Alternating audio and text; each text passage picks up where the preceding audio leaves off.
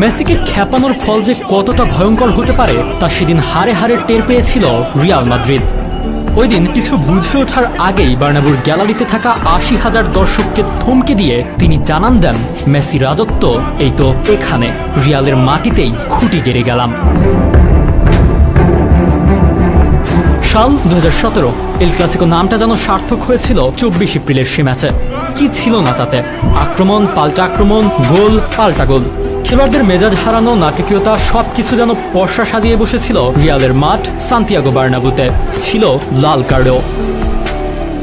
২-২ ড্রয়েই খেলা শেষ ভেবে টিভি রিমোট অনেকে হাতে নিয়েছে কি নেয়নি। সেই মুহূর্তে দৃশ্যপটে আবারও লিও মেসি, যিনি এর আগেও করেছেন এক goal. Sergio Roberto, Gomez, Jordi Alba আর মেসি, এই চারের মিলিত এক দুর্দান্ত পাল্টা আক্রমণে এলো মেসির ৯২ মিনিটের সেই গোল। সে গোলের পর মেসি রমন জার্সি খুলে করা আইকনিক সেলিব্রেশন আজও অজানা অনেকের। সচরাচর ঠান্ডা মাথার লোকটা হঠাৎ কী কারণে এত রেগে গিয়েছিল? মেসির করা সেই আইকনিক সেলিব্রেশন নিয়ে জর্ডি আলবা সম্প্রতি স্পোর্টস টক 790কে বলেন, মেসির গল্প খুব কম সংখ্যক মানুষই জানেন। কেন তিনি গোল করার পর শার্টটি তুলেছিলেন। আমরা রিয়াল মাদ্রিদের বিপক্ষে খেলছিলাম, ম্যাচ চলাকালীন মেসির বিরুদ্ধে স্লোগান এবং তাকে অপমান করা হয়েছিল। এমনকি তারা তাকে বর্ণনা করেছিল প্রতিবন্ধী এবং বামন বলে।